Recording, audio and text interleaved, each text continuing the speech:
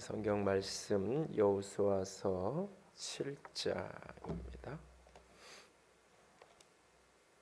여호수아서 7장 1절입니다.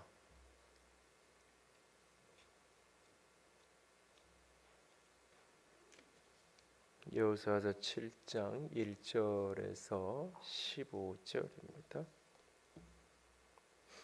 1절에서 15절까지 한 절씩 돌아가면서 읽겠습니다. 이스라엘 자손들이 온전히 바친 물건으로 말미암아 범죄하였으니 이는 유다 지파 세라의 증손 삽디의 손자 갈미의 아들 아간이 온전히 바친 물건을 가졌음이라. 여호와께서 이스라엘 자손들에게 진노하시니라.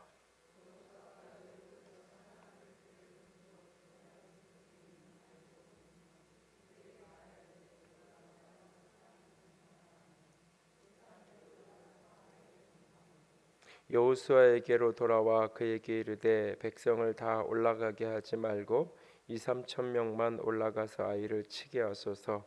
그들은 소수이니 모든 백성을 그리로 보내어 수고롭게 하지 마소서 하므로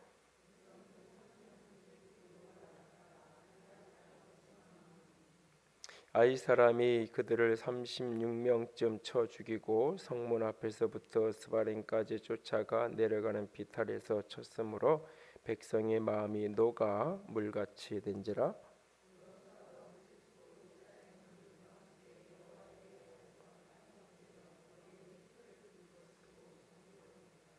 이르되 슬프도소이다. 주 여호와여 어찌하여 이 백성을 인도하여 요단을 건너게 하시고 우리를 아모리 사람의 손에 넘겨 멸망시키려 하셨나이까? 우리가 요단 저쪽을 만족하게 여겨 거주하였다면 좋았을 뻔하였나이다.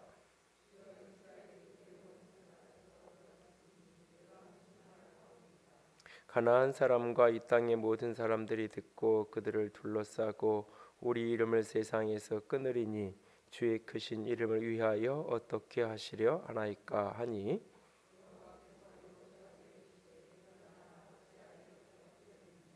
이스라엘이 범죄하여 내가 그들에게 명령한 나의 언약을 어겼으며 또한 그들이 온전히 바친 물건을 가져가고 도둑질하며 속이고 그것을 그들의 물건들 가운데 두었느니라.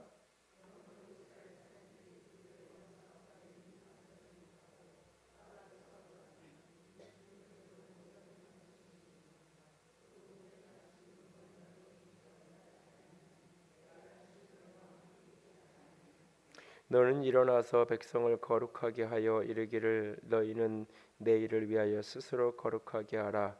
이스라엘 하나님 여호와의 말씀에 이스라엘아 너희 가운데 온전히 바친 물건이 있나니 너희가 그 온전히 바친 물건을 너희 가운데에서 제하기까지는 내 원수들 앞에 능히 맞서지 못하리라.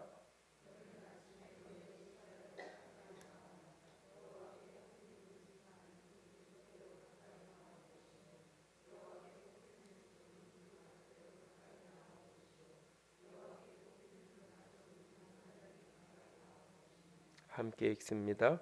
온전히 바친 물건을 가진 자로 뽑힌 자를 불사르되 그와 그의 모든 소유를 그리하리라.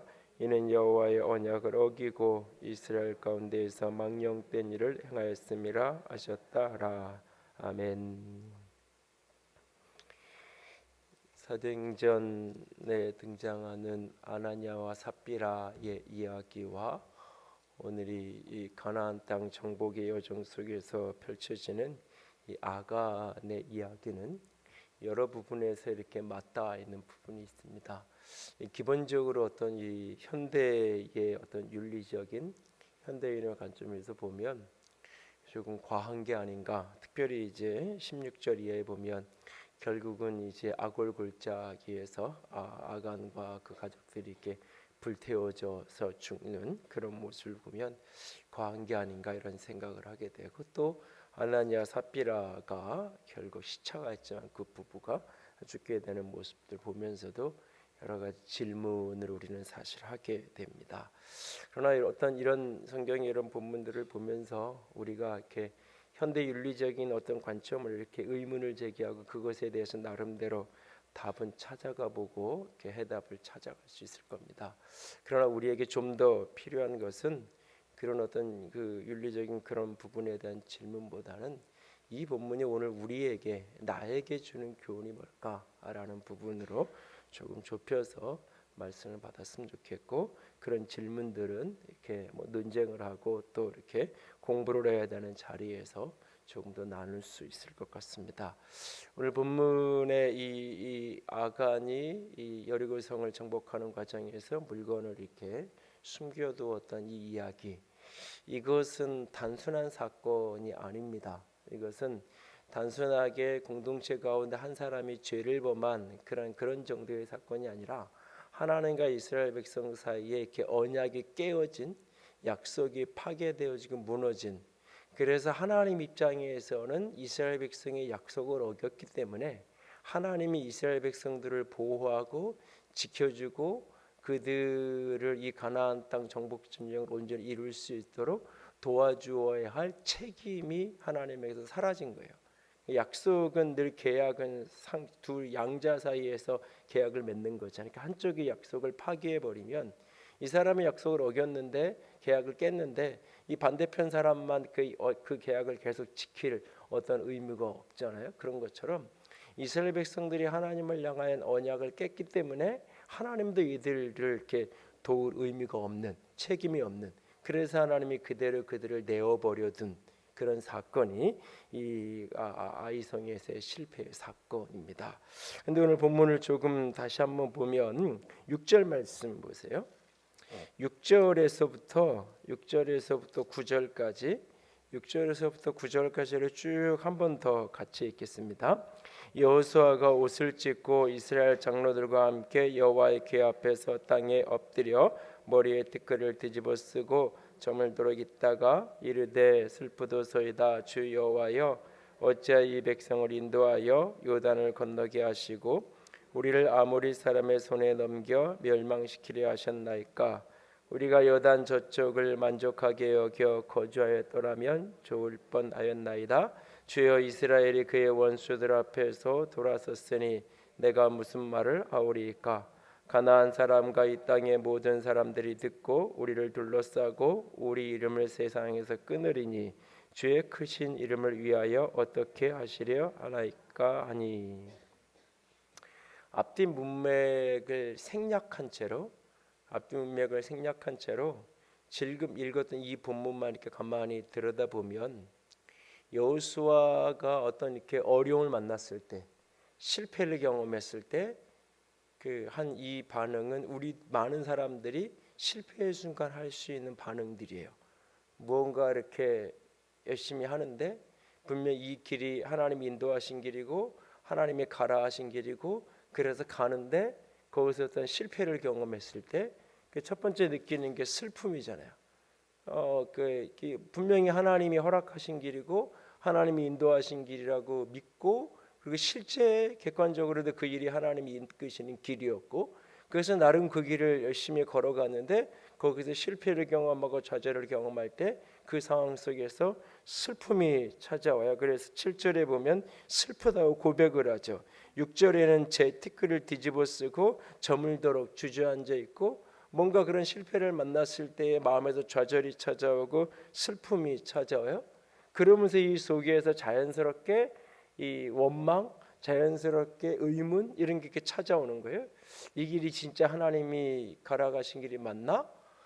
차라리 누가 꼭 이렇게 하기를 원했나? 이게 아니어도 그냥 적당히 다른 것으로도 나는 이 정도 수준으로도 괜찮았는데, 나는 그냥 지금 있는 위치로도 지금 자리로도 충분히 만족하고 감사하고 살았는데, 하나님이 비전을 주시고 하나님이 꿈을 주셔서 도전하라고 하시고 가라고 하셔서 걸어가는데 실패와 좌절을 경험하니까 나는 그냥 굳이 내가 이것까지 하지 않아도, 이 길을 가지 않고 이런 목표를 이루지 않아도 나는 감사하고 나름 즐거워하면서 살았는데, 그냥 거기에 그냥 있었으면 괜찮았을 텐데, 나는 이스라엘 백성들 요단강 동편에 있을 때 지금의 요르단 지역에 거기에 정복하고 거기 그냥 머물러 있어도 하나님이 너희를 여기서 그냥 이 땅 정도에서 살아라 그래도 얼마든지 만족하고 감사할 수 있었을 텐데, 왜 굳이 가나안 땅으로 요단강을 건너오게 하시고는 여기서는 이렇게 아이성에서 이렇게 실패하고 좌절하고 쓰러지게 만드나? 이 속에서 많은 복잡한 의문이 생기면서 자신이 가는 길에 대한 후회가 찾아들기 시작합니다. 그러면서 이제 9절에 가면 하나님을 향해서 사실은 이렇게 어떤 의미에서 따지는 거예요. 보면은 9절 끝에 가보면 주의 크신 이름을 위하여 어떻게 하시려 하나이까? 이대로 그냥 놔두면 하나님이 욕먹고 하나님의 이름이 더럽혀지는데 하나님 도대체 어떻게 할 겁니까? 하나님 도대체 그냥 그렇게 가만히 보고만 계실 겁니까? 라고 하나님께 따져 묻는 듯한 그런 모습들을 보게 됩니다. 이 본문의 이야기 6절에서 9절까지만 살펴보면 많은 그리스도인이 어떤 실패를 경험하고 어떤 어려운 일을 만났을 때 통상적으로 나타나는 몇 가지 반응, 이 세네 가지의 이 모습이 똑같이 나타나기도 하지만 많은 부분이 이 비슷한 형태의 반응을 일어나요. 슬퍼하고 자기의 선택에 대해서 후회하고 그냥 이럴 바에 시작을 안 했으면, 이럴 바에는 가지 않았으면, 그러면서 이렇게 후회하고 되돌아보기도 하고, 그러면서 한편으로는 자기 명예, 자기 체면, 자기 인생도 걱정이지만 또 한편으로는 하나님도 걱정이에요. 내가 이렇게 실패하고 내가 이렇게 좌절하면 하나님도 결국은 뭐 집안 식구들 중에 나밖에 믿는 사람 없고 내가 이렇게 걸어가 다 하나님께 응답받고 간다고 다 알고 있는데 이게 좌절되어 그러면 결국 하나님도 욕먹는 거 아닌가? 이런 복잡한 생각이 교차되면서 하나님 앞에 엎드려 있게 되죠. 그런데 여러분, 우리는 이 사건을 뭐 요즘에 TV 제목 어떤 뭐예요?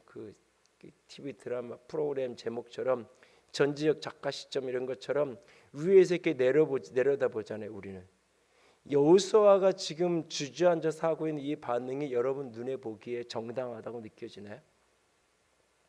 6절에서 9절까지에 등장하는 여호수아 이 반응을 보면서 공감이 되시나요? 참 여호수아 지금 행동 잘하고 있다. 그래, 고난을 당했을 땐 저렇게 반응해야 돼. 저렇게 하나님께 앞에 엎드려서 기도하기도 하고 하나님께 호소하기도 하고 하나님의 특별히 이름을 놓고 하나님의 명예를 놓고 하나님께 호소해야 하나님이 뭔가 응답을 해주시는 거야. 사실 이 6절에서 9절까지 흐름을 자세히 놓고 보면 느헤미야서 1장에 느헤미야가 그 예루살렘 성벽이 무너지고 불타고 막 그랬다는 소식을 듣고 슬퍼하고 거기서 이렇게 기도하고 있는 그 장면하고 흐름이 비슷해요. 한 가지만 사실은 없어요. 느헤미야는 깊은 회개가 그 속에 있는데 이 사실은 여호수아는 그게 없어요. 그것만 다를 뿐이지 대 패턴이 비슷해요. 사실은 여러분, 우리는 이 여호수아의 오늘 이 기도, 이 통곡, 이 슬픔을 보면서 우리는 공감이 안 돼요. 왜냐하면 이거는 당연하다고 우리가 느껴져요. 왜? 죄를 지었으니까. 왜? 사실은 죄를 지었다라는 이유는 밑바닥에 깔려 있는 거고 저 수면 밑에 있는 아간의 범죄하는 수면 밑에 있는 거고 그들이 실패할 수밖에 없어서 직접적인 이유는 본문 속에 다 드러나 있어요. 그러니까 이들이 범했던 죄가 1대1의 직접적인 원인이 돼서 지금 아이성을 해서 실패한 게 아니에요. 그러니까 아간이 범죄했고 죄를 지었고 죄를 지어서 하나님이 징계해서 하나님이 때려서 하나님이 전쟁하는데 실패하게 만들어서 망하게 만들어서 죄를 졌고 그랬더니 사업을 하나님이 망하게 만들어서 계약이 틀어지게 하나님이 만들어서 계약이 틀어진 것 이렇게 직접적인 연관관계로 넘어가기 전에 많은 그 사이에 과정이 있어요. 사실은 가장 큰 원인은 아간의 범죄 때문이에요. 그런데 그거는 수면 아래 감춰져 있어요. 눈에 보이는 건 뭐냐면 이스라엘 백성들의 부주의함과 교만함과 나태함이 사실은 이런 실패를 가져오게 된 거예요. 이스라엘 백성들이 정탐을 보내요. 아이성을 앞에 두고 정탐꾼을 보내요. 정탐꾼이 갔다 와서 하는 말이 이 성은 너무 작으니까 우리가 많은 사람들이 올라갈 필요가 없습니다. 괜히 불필요한 에너지 낭비할 필요 없습니다. 불필요한 수고할 필요 없어요. 9절에 4절에 보면 모든 백성을 보내서 3절에 수고롭게 하지 마십시오. 한 3,000명 중만 보내면 2,3,000명만 보내서 얼마든지 이 성을 취할 수 있습니다 라고 이야기하고 있어요.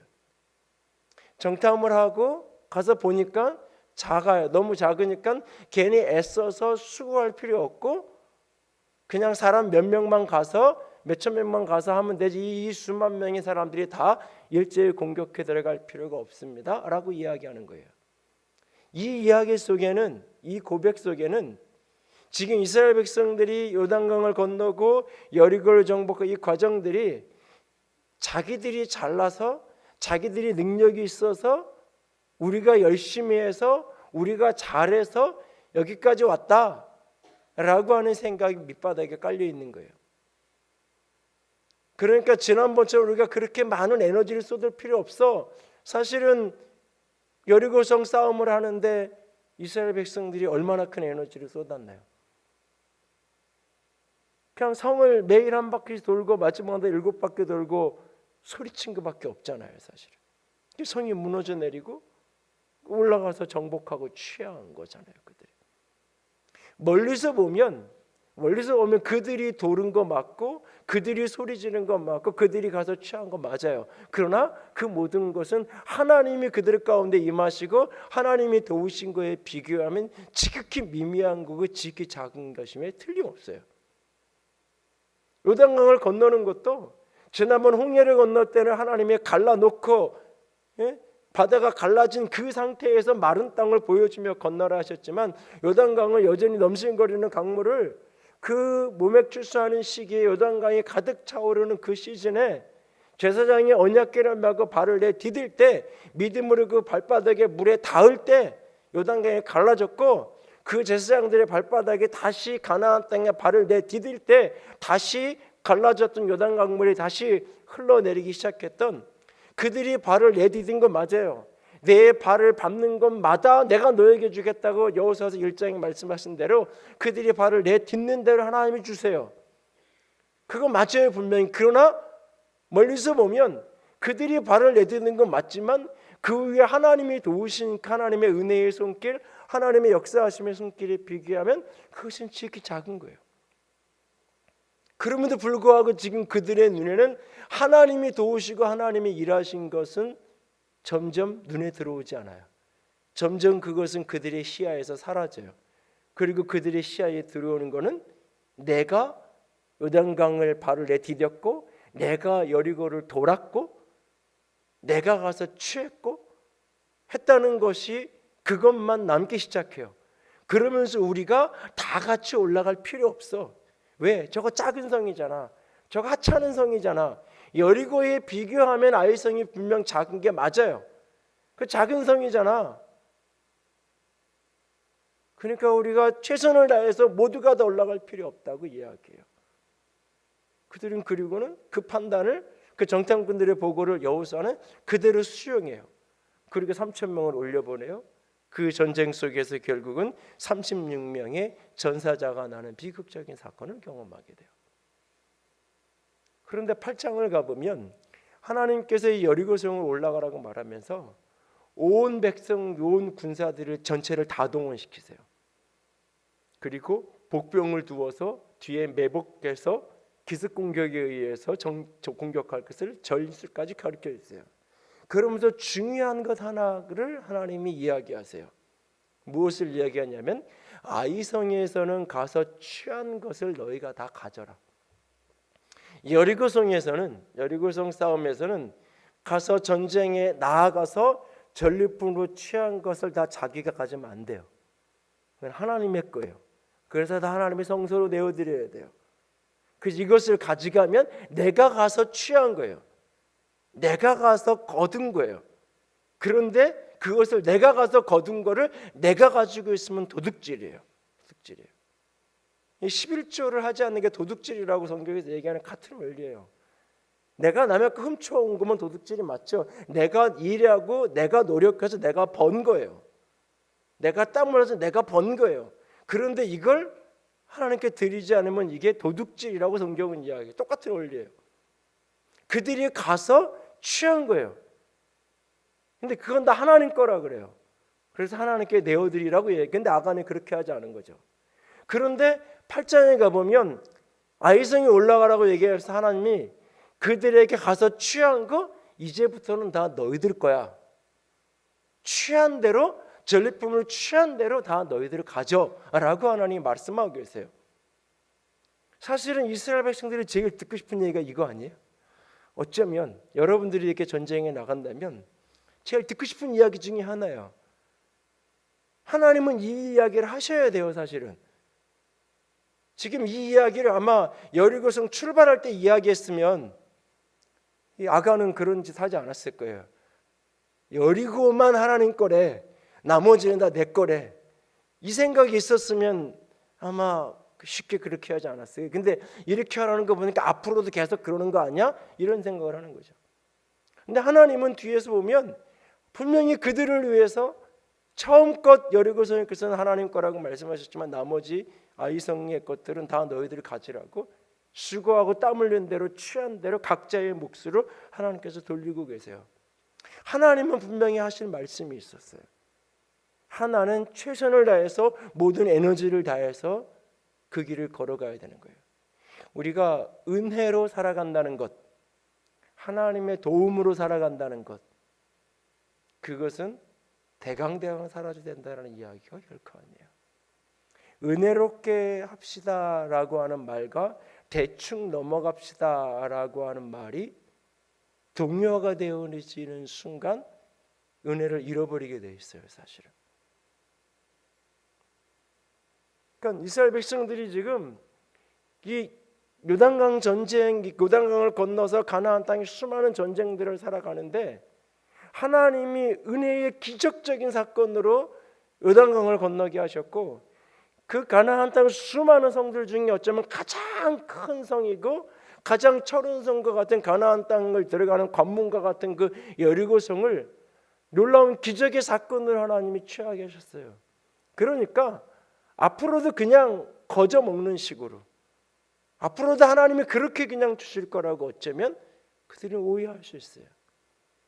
그것이 실제로 나타나는 거예요. 아이성 저 조그마한 성, 저 조그마한 거 그냥 다 갈 필요 없고 몇몇만 가면 돼. 우리 한 2-3천 명만 가서 그냥 하면은 이 수만 명의 사람, 수십만 명이 한꺼번에 갈 필요가 없어 라고 지금 이야기하고 있는 거예요.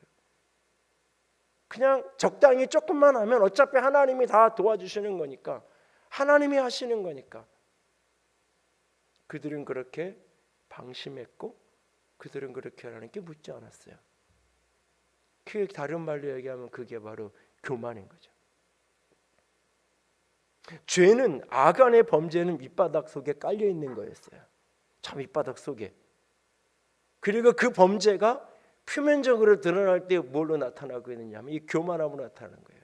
그리고 그 교만이 때로는 나태함으로, 때로는 방심하는 걸로, 게으른 걸로, 최선을 다하지 않는 걸로, 하나님께 묻지 않는 걸로, 그렇게 교만함의 모습들이 표면적으로 드러나는 거예요. 결국은 그들은 그렇게 아이성으로 올라갔다가 실패하고 만 거예요.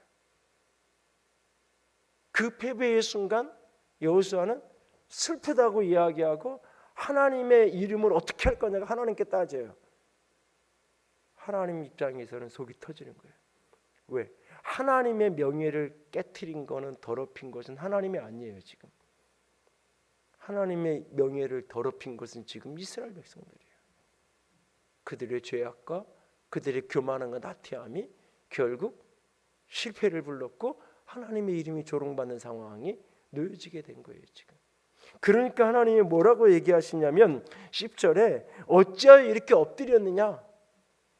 지금 막 기도하고 있는, 부르짖어 기도하고 있는, 통곡하며 슬퍼가지고 막 옷을 찢고 죄를 뒤집어 쓰고 그리고 막 통곡하면서 기도하고 있는 그 여호수아에게 너 왜 지금 엎드려 있어? 너 왜 지금 기도하고 있어?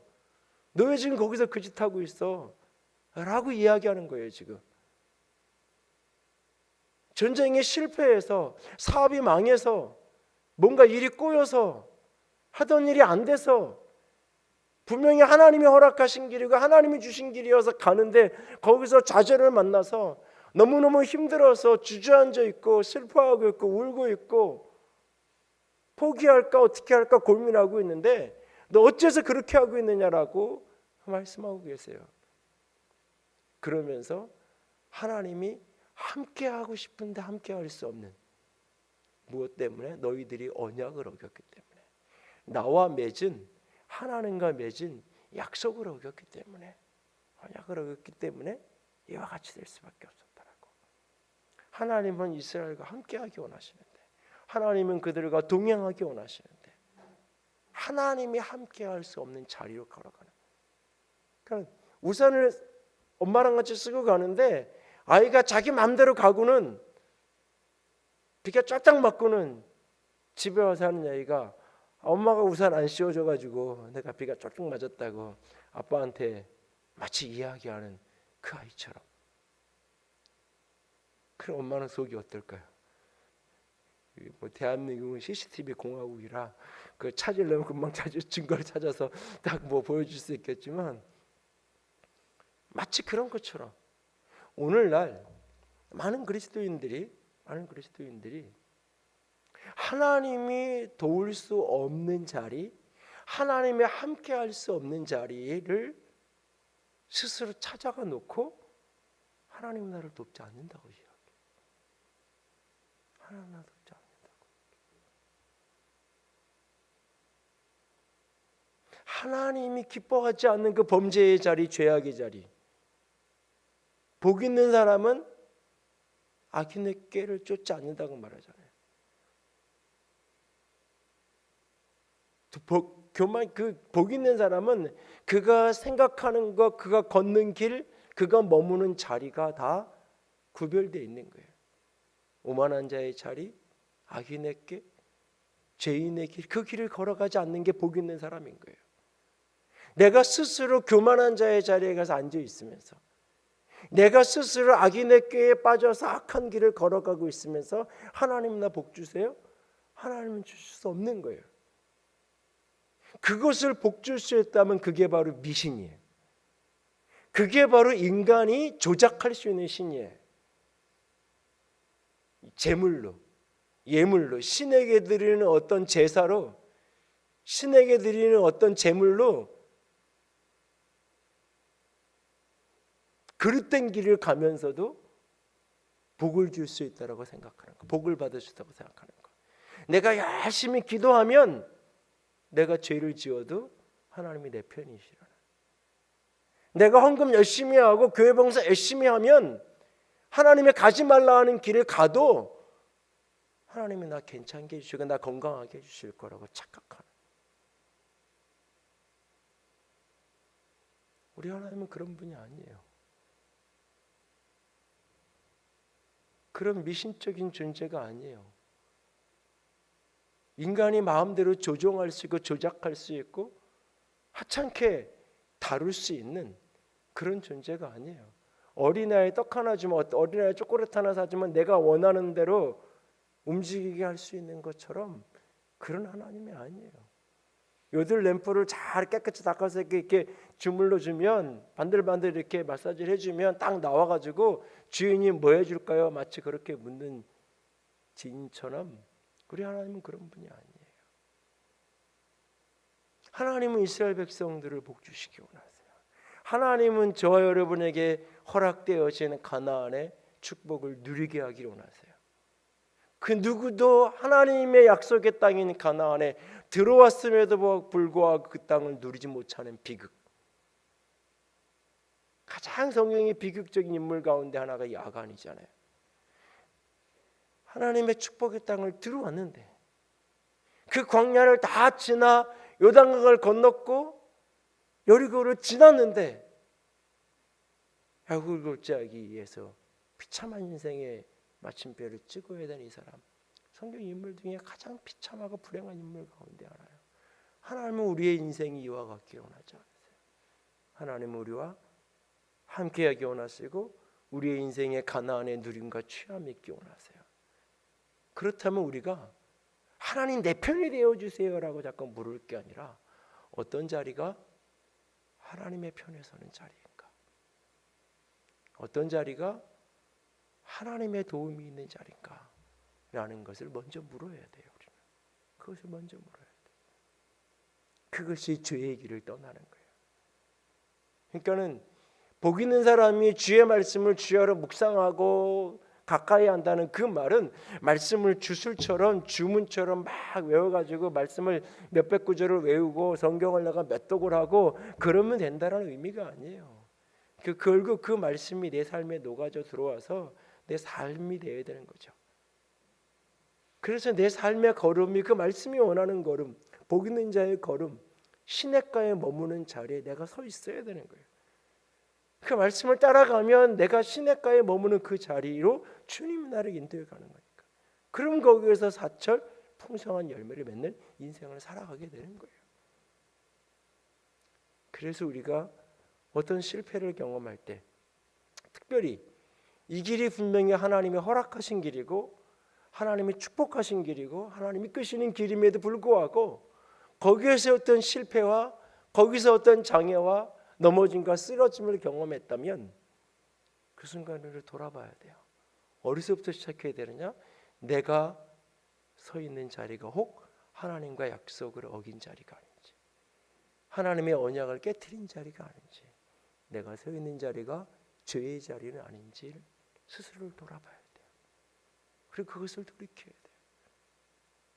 앞에서 얘기했잖아요. 느헤미야의 기도는 달라요. 느헤미야의 기도는 성문이 무너지고 해파된 그 소식 앞에 처절하게 엎드려 회개하는 기도를 그는 드려요. 이스라엘 백성들이 그 바벨론의 포로 갔다가 하나님의 약속이 차서 예레미야의 약속한 대로 고레스 왕이 회복시키고 그래서 스룹바벨의 리더십에 이끌려서 그들이 같이 약속의 땅 예루살렘으로 이스라엘 땅으로 되돌아왔어요.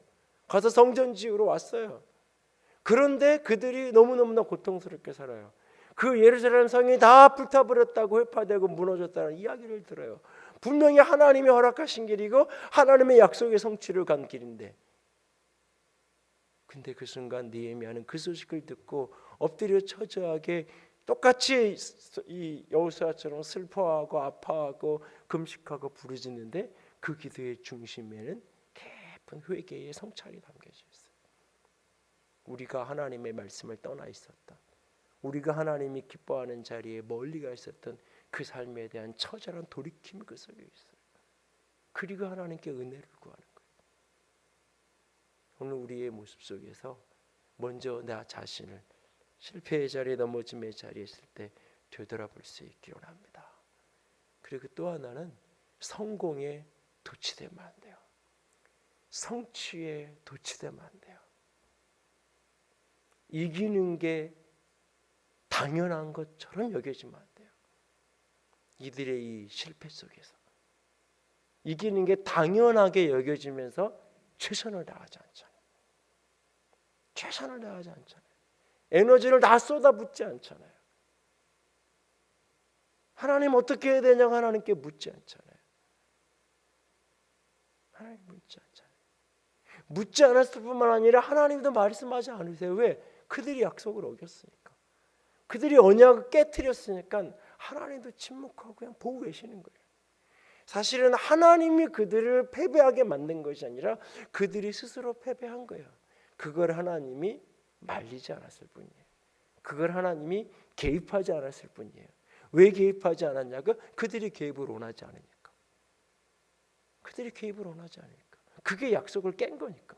그것이 죄의 자리에 간 거니까. 내 마음대로 살겠다고. 죄의 본질은 내 마음대로잖아요. 하나님이 그거 하지 마. 그거 다 내 거니까 그 모든 여리고의 전리품은 다 하나님께 바쳐. 싫잖아요. 내 마음대로 살고 싶다는 거. 내가 원하는 대로 살고 싶다는 거. 그게 죄잖아요. 죄의 본질은 내 마음대로잖아요. 그러니까 하나님도 내 마음대로 하겠다 그러니까 그냥 놔두는 거예요. 그냥 놔둔 거예요. 하나님이 그를 때린 게 아니에요. 놔둔 거예요. 놔뒀는데 왜 나 때렸냐고 하나님께 가서 원망하죠. 아니에요. 그 순간에 자기를 돌아보면서 돌아봐야 돼요. 내가 최선을 다하지 않지 않았는가? 내가 승리, 이김, 성취 전쟁에서의 성공, 이 모든 것들을 지극히 당연한 것으로 여기고 있지 않은지, 지극히 당연한 것으로 여기고 있지 않은지. 그래서 우리가 최선을 다하지 않고 헌신을 다하지 않는 모습으로 우리가 반응하고 있지 않은지를 돌아봐야 돼. 아이성이 눈에 보기에 작은 성이지만 견고한 성이에요. 그들의 모든 것 최선을 다해. 그들의 성을 공격해서 뚫고 들어가야 될 성이 아니라 그들이 밖으로 빼내서 뒤를 공격하고 빼내서 넓은 곳에서 그들을 성 바깥에서 싸워서 이길 만큼 그런 성이었던 거예요. 사실 이 성은. 그런데 그들은 방심하고 있었던 거예요. 내가 이긴 것처럼, 내 힘으로 이겼던 것처럼. 앞으로도 수없이 이스라엘 백성들은 전쟁을 해가야 돼요. 가나안 정복 전쟁을 계속해서 해가야 돼요. 이 사건은 중요한 레슨이에요. 어떤 전쟁의 승리도 당연한 건 없어요. 어떤 하나님의 은혜도 하나님의 은혜도 그냥 공짜 심리처럼 적당히 하면 하나님의 알아채 주시는 그것을 은혜라고 말하지 않아요. 우리는 우리의 몫의 것을 최선을 다하는 거예요. 여리고성 앞에서 이스라엘 백성은 할 수 있는 게 없었어요. 문명학적으로 보면 가나안 땅 사람, 특별히 여리고성은 철기 문명이고 당시 이집트 문명은 청동기 문명이에요. 청동기에서 철기가 이렇게 교차되어지는 그 시기예요. 페니키아의 영향을 받았던 이 지중해 연안의 이 가나안 땅 지역이 철기 문명이 좀 더 빨라요. 이스라엘 백성들은 제대로 된 전쟁 무기를 가지고 있는 그런 군사들이 나온 게 아니에요. 애굽에서 나올 때 농사를 지어서 농기계가 많은 것도 아니에요. 양치고 목축하던 사람들이에요. 기껏 들고 있어야 지팡이랑 막대기예요. 거기에 조금 있어야 구리로 만든, 청동으로 만든 무기가 일부 있을 뿐이에요. 할례를 행할 때도 돌을 가지고 하라고 얘기하잖아요. 날카로운 칼이 있었던 게 아니에요. 그런데 싸워야 될 저들은 성 안에 있어요. 성과 바깥에서 성 안에 있는 사람을 공격해서 이기려면 최소한 3배, 많게는 7, 8배 이상의 전력이 돼야 이길 수 있는 거예요. 이스라엘은 도저히 여리고성을 자기 능력으로 이길 수가 없어요. 이중성벽의 성벽 위에 마차 성벽 위로 마차가 다닐 만큼 이중성벽의 철옹성의 그 성벽을 결코 자기 힘으로는, 그들이 할 수 있는 최선이 성을 도는 거예요. 그들이 할 수 있는 최선이 침묵 속에 아무 말하지 않고. 여러분, 이 말하지 않고 매일 도는 게 쉬운 것 같아요? 이게 굉장히 어려운 거예요. 이게 인간이 살면서 제일 힘든 것 중에 하나가 이거 닫고 사는 게, 가서 주먹질해서 싸우고 사는 것보다 어려울 때가 있는 거예요. 사실은 매일 침묵 속에 하나님이 외치라고 할 때까지 아무 말하지 않고 있는. 그들이 할 수 있는 최선이 그거였어요. 하나님은 그 일을 통해서 하나님이 일을 하시는 거예요. 우리는 하나님의 은혜라는 것을 자꾸 거지 근성처럼, 거저 주신다는 말이 대가 없이 예수의 피값이라는 대가가 지불되어서 우리가 구원을 받은 거잖아요. 그것이 은혜잖아요. 혼돈하면 안 돼요. 이스라엘 백성들이 수고할 필요 없고 힘쓸 필요 없고 애쓸 필요 없고 대강 가면 저 정도 성은 쉽게 이길 수 있습니다 라고 생각하는, 몇 번 이기니까, 요단강 건너고 여리고 이기니까 쉽게 생각하는 거죠. 우리들 모두가 다시 한번 이 말씀을 통해서 우리 자신을 돌아볼 수 있게 원합니다. 우리들 한 사람 한 사람뿐만 아니라 우리 교회도 마찬가지예요. 이사를 오고 교인들이 어느 정도 늘어나니까 쉽게 교인들이 늦는 것 같고, 쉽게 교회는 사람들은 여기저기서 금방 예배당이 부족하겠어요? 이런 얘기를 하는 사람들이 한두 명씩 이야기하는 소리를 듣고, 그러다 보면 거기에 맞장구 쳐서 그래 올 연말에면 꽉 차서 자리가 없을 거야 이렇게 말은 못하고 맞장구는 못 쳐도 속으로는 그래 내 생각도 좀 그럴 것 같아. 그래 가면서 교인들이 늘어나는 게 당연한 거고 자연스러운 거고 그냥 교회는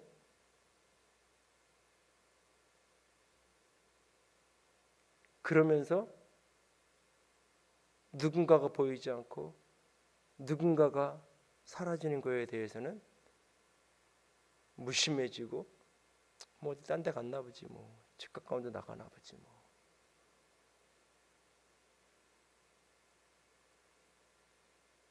아니요. 한 사람을 향해서 최선을 다하는 것. 한 사람을 향해서. 우리는 예배당을 채우는 게 우리의 목적이 아니에요. 제가 한동에 있을 때는 언젠가 한 번도 이야기하지 않는 거 있잖아요. 몇 가지 있어요. 그 중에 하나가 하나님 이 빈자리를 채우게 해주세요. 그 기도 하라고도 안 시키고 하지도 않아요. 예배당이 얼마에 쌓아지든 상관없이. 그건 중요한 게 아니에요. 처음 2년 6개월 전 이사 왔을 때 이 앞에 공원에서 4층에서 예배드리면서 공원에서 주일학교 했잖아요. 안 되면 공원에서 하면 돼요. 저 중학교도 이제 공사하려고 펜스 치고 중학교 치던데 중학교 교장 선생님이 좀 신실한 믿음의 사람이 오라고 오늘 그 운동장을 보면서 기도를 했는데 내가 장소는 중요한 게 아니에요. 중요한 것은 한 영혼을 향한 열정을 잃어버리면 한 사람을 향한 최선을 다하는 것을 잃어버리면 어느 순간부터 하나님의 은혜가 거기서 사라지기 시작하는 거예요. 하나님에 대한 감사도 감격도 사라지기 시작하는 거예요. 오늘 우리 속에 다시 한번 이스라엘 백성들이 이 아이성 앞에서 겪었던 이 사건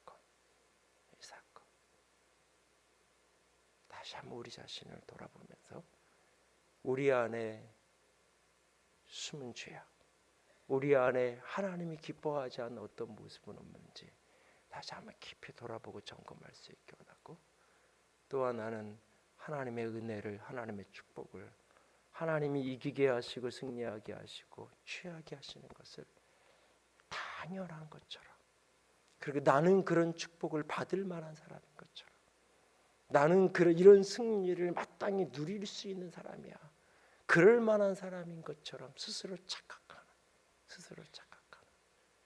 아니요. 하나님이 은혜를 주셨기 때문에, 하나님이 오늘도 붙들어 주셨기 때문에 갈 수 있는 거예요. 이스라엘은 아이성 정도도 이길 수 없는 사람들이었어요. 아이성 정도도 자기 힘으로 싸우면 아이성 정도도 정복할 수 없는 게 그들의 수준이었어요. 그런데 하나님이 그들을 여기까지 인도하신 거예요.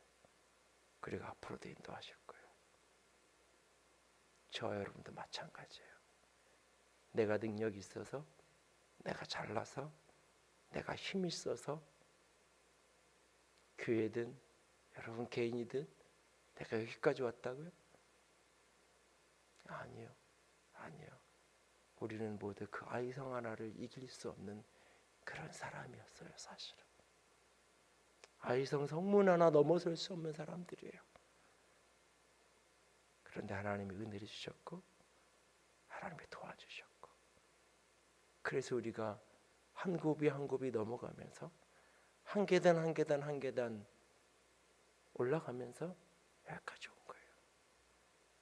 내 앞에 있는 또 다른 문제가, 내 앞에 있는 또 다른 정복해야 될 성이 여리고든 아이든 상관없이 하나님 앞에서 겸손하게 묻고 겸손하게 엎드려서 걸어갈 수 있기를 원합니다. 하나님은 그들을 귀찮게 하려고 물으라고 하시는 게 아니에요. 그들을 힘들게 하고 불편하게 하려고 자꾸 하나님을 찾으라고 하는 게 아니에요. 하나님은 올라가서 그 상을 취하되 이번에는 다 너희들이 취해서 취한 대로 가져가라. 그 말을 하셔야 했어요. 이스라엘 백성들이 그 말을 듣고 아이성으로 올라가야 했어요. 그 말을 듣고 올라가야 했어요. 근데 그들은 묻지 않았고 걸어가지 않았어요. 그리고 그들은 오늘 이렇게 실패하고 있어요. 우리의 인생에도 어떤 넘어짐이 찾아올 때 오늘 본문에 등장하는 여호수아처럼 슬퍼하며 하나님만 원망하고 후회하고 그렇게 주저앉아 있지 않기를 원합니다.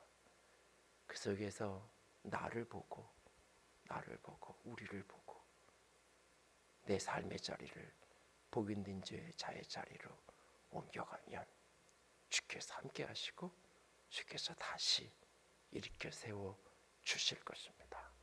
그 주님의 도우심과 은혜 아래 늘 머무는 저와 여러분이 될 수 있기를 주님의 이름으로 부탁을 드립니다.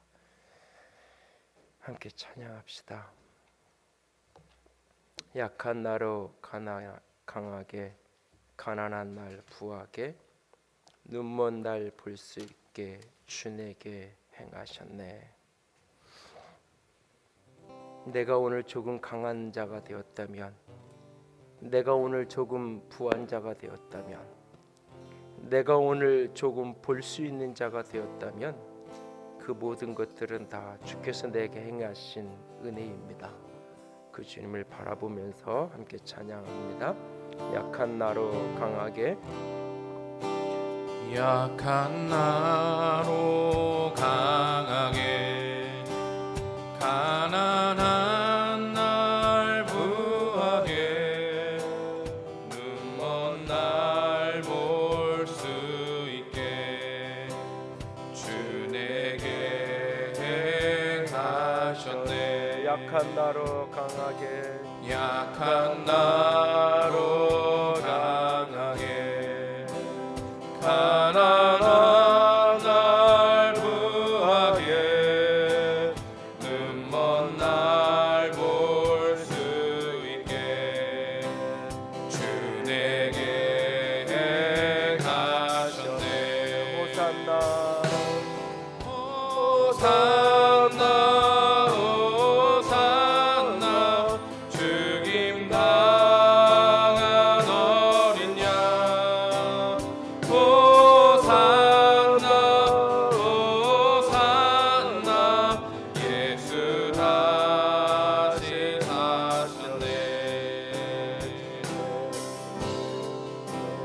내가 건너야 할까, 거기서 내 죄 씻겼네.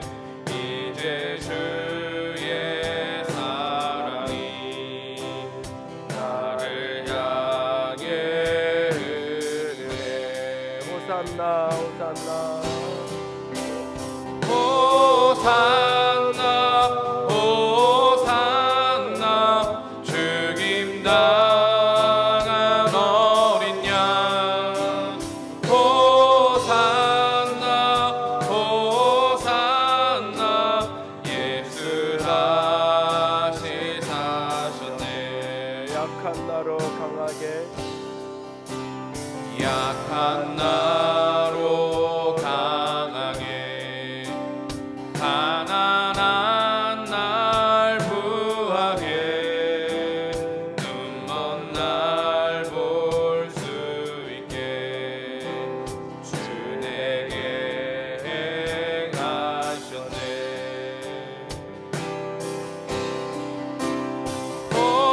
호산나 호산나 죽임 당한 어린 양. 호산나 호산나 예수 다시 사셨네. 이 시간 함께 기도하기 원합니다. 가나안에 들어왔지만 가나안을 누리지 못했던 이유는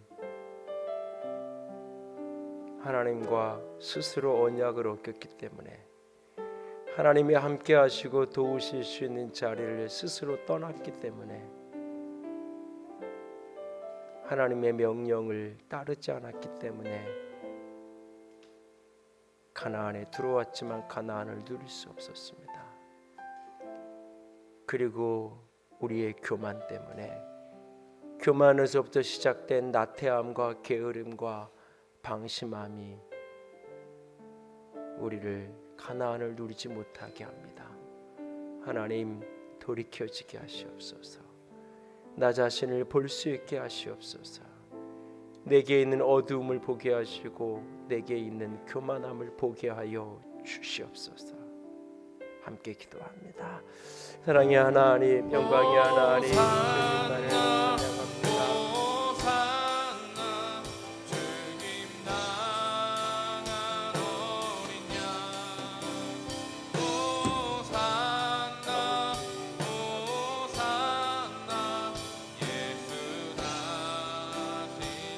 아버지, 깊은 강에서 주가 아버지, 나를 이르셨도다. 구원의 노래 아버지, 내가 주와 맺은 언약을 예수 어기고 자유 하나님의 축복이 머무는 자리, 은혜의 머무는 자리를 스스로 떠나지 마시고 하나님의 인재를 스스로 걷어차고 하나님의 함께 호산나 죽임 당한 어린 양 아버지, 예수 다시 아버지, 돌이켜주게 하시옵소서. 호산나 죽임 당한 어린 양 돌이켜주게 하시옵소서. 호산나 아버지, 우리를 호산나 도우시옵소서. 예수 다시 사셨네. 아버지,